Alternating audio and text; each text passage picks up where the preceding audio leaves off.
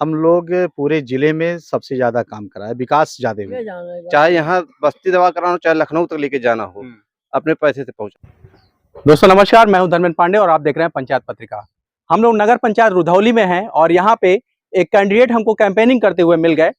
धीर सेन जी हैं, इनको हम स्वागत करते हैं और अपने एपिसोड में शामिल करते हैं और जानते हैं किन किन मुद्दों पे ये चुनाव अपना लड़ रहे हैं। सर स्वागत हमारे चैनल पे आपका।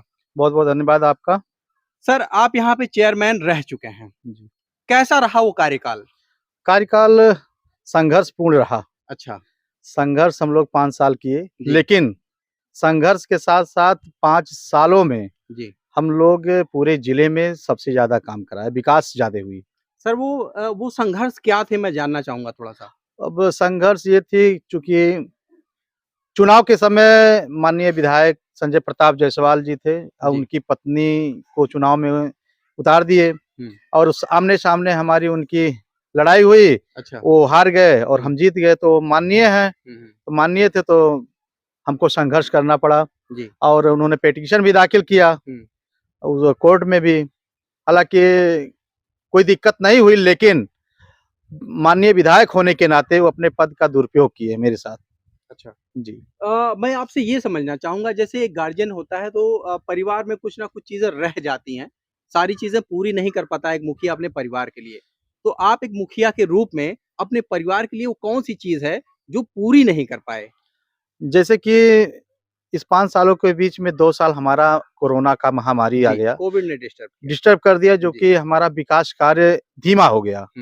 लेकिन जो हमारे 15 वार्ड में लगभग 60 से 70% हम रोड और नाली का कार्य करा चुके हैं, जो कि 30-35% हर वार्डों में बचे हुए कार्य हैं हमारे।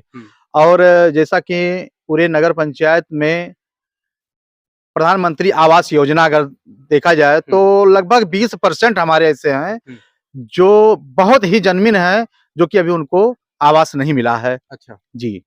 हमारे बचे हुए कार्य जो हैं, जैसे मेरा जो सपना था, जैसे हमारा शादी घर हो गया, ओपन जिम हो गया, पत्रकार बंधु के लिए प्रेस क्लब की व्यवस्था और खेल मैदान की व्यवस्था, ये सारी चीजें भी बची हुई है, जो कि हमारा ये मुद्दा है कि आने वाला समय अगर हमको जनता मौका देती है तो इस सबको हम पूरा करेंगे। अगर हम बात करें सर ग्रामीण क्षेत्र की, तो हम लोग देखते हैं कि एक सबसे बड़ी समस्या जो आती है वो होती है स्वास्थ्य की। कोई भी जब ज्यादा क्रिटिकल पोजीशन में आ जाता है कोई मरीज, तो उसको मुख्यालय की तरफ रेफर कर दिया जाता है या बड़े शहरों की तरफ रेफर कर दिया जाता है। ऐसे में गांव के स्तर पे जब पीएचसी या सीएचसी बने होते हैं, वहां पे हम लोग देखते हैं डॉक्टर्स जो होते हैं वो स्पेशलिस्ट नहीं मिल पाते हैं। तो क्या कुछ इस दिशा में भी आप कार्यरत हैं? हाँ जरूर। हमारे रुधौली नगर पंचायत में जो कि डॉक्टर की अगर बात की जाए तो अच्छे अच्छे डॉक्टर हैं, यहाँ कोई दिक्कत नहीं होती है। मरीज को उपलब्ध दवाइयाँ भी मिलती है और सारी सेवाएं भी मिलती है। अगर कोई दिक्कत होती है तो उसके लिए हम आगे होके हम उनका कार्य को आगे बढ़ाते हैं, उनको कोई कमी होने नहीं देते हैं। पूर्वांचल में राजनीति की बात हो और जाति की बात ना हो तो ये बात बेमानी हो जाएगी। जातियों का कितना असर पड़ता है इस तरह के चुनाव पर? अब जातियों का क्या लिया जाए, जातियां तो आप जान ही रहे हैं जी। कास्ट फैक्टर काम करेगा? वो तो होता ही है, लेकिन हम अपने 5 सालों के दरमियान हमने ना किसी को, जो हमारे गरीब हो या अमीर हो, कोई भी हो, मैंने उनका सम्मान किया और उनके सुख दुख में कंधे से कंधा मिला के मैंने चला। कोई कमी नहीं। हम अगर बात की जाएगी तो कोई भी जनता कमी नहीं निकाल सकती है कि हमारे साथ उन्होंने दुर्व्यवहार किया।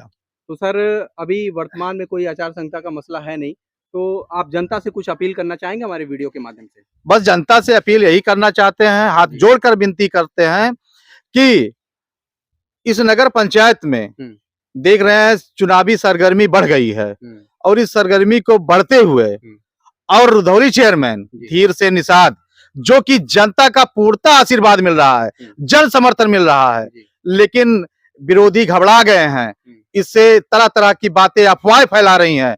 यही हम निवेदन करते हैं अपनी जनता से, उस अफवाह पे ध्यान मत दीजिए और आने वाला समय पे जब चुनाव हो तो भारी से भारी मतों से विजयी बनाएं, ताकि 5 साल सेवा करने का फिर अवसर मुझे मिले।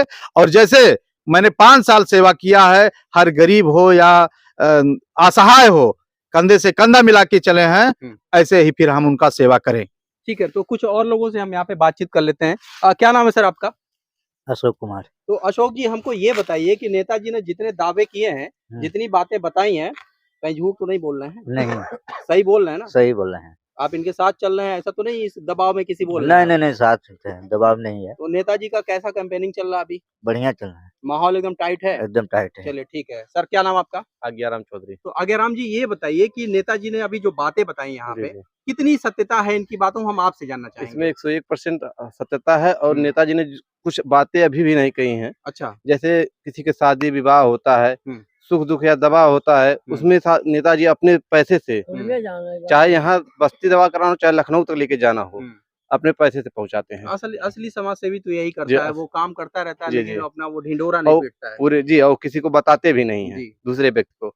यहाँ हम देखें, आज जो भी 10 रुपए का अगर रुमाल देता तो वो भी फोटो खींच कर सोशल मीडिया पे डालता है। अच्छा, एक लेकिन चीज आपसे हम समझना चाहेंगे, आप युवा हैं और जी, जी। नेताजी भी युवा हैं। जी, जी। युवाओं के लिए क्या सोच रखते हैं नेताजी, और कितने संजीदा हैं युवाओं के लिए? युवाओं को अपना दोस्त मान करके ये काम करते हैं, और कोई भी बात रहता है युवा धड़ल्ले से कह सकता है इनसे, क्योंकि ये भी युवा हैं, इसीलिए इनसे कोई किसी प्रकार का वो नहीं होता है। ठीक है। तो यहाँ पे जो हमारे साथ कैंडिडेट थे, धीर सेन जी थे, इन्होंने बड़ी ही दमदारी से अपनी बात कही।